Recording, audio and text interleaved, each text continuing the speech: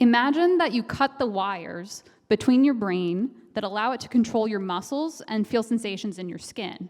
Or you can think about it, you go to reach and grasp a cup of coffee, but you can't lift it up and you can't feel its heat. This is essentially what happens following severe peripheral nerve injuries, especially when there's a gap between the two ends.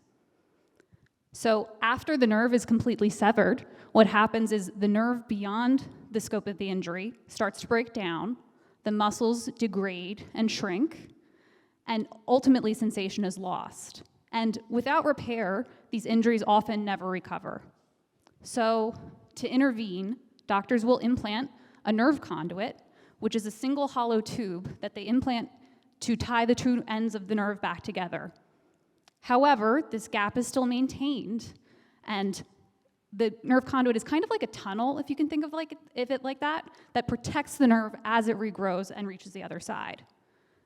So although these are successful in shorter gap nerve injuries, the longer the injury is, the more of a challenge it is for the nerve to grow across the gap.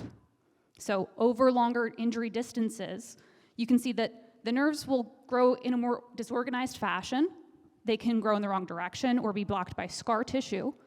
And also, even if they're successful, by the time they reach there, the muscles are often shrunk and won't recover.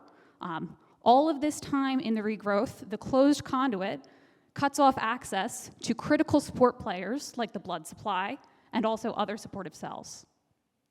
Ultimately, these injuries result in incomplete functional recovery. So our idea has been to study a design for a more open architecture nerve guidance conduit. Pioneer Neurotech is a company that's designed this conduit, and we have studied this in a long gap injury model.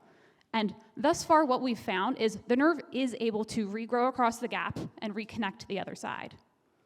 Adding these holes and these openings gives that nerve, as it's regrowing, that constant and consistent access to those key support players, like the blood supply and the supportive cells. And in short, what we do with this design is particularly leveraging the issues that exist with long gap nerve injuries that are unaddressed by current conduit designs. Again, I said think of it like a tunnel. It's not just a tunnel, but an open, breathable path for the nerve to regrow across. So ultimately, this is for better restoration of movement, sensation, and increasing the patient's quality of life. Thank you.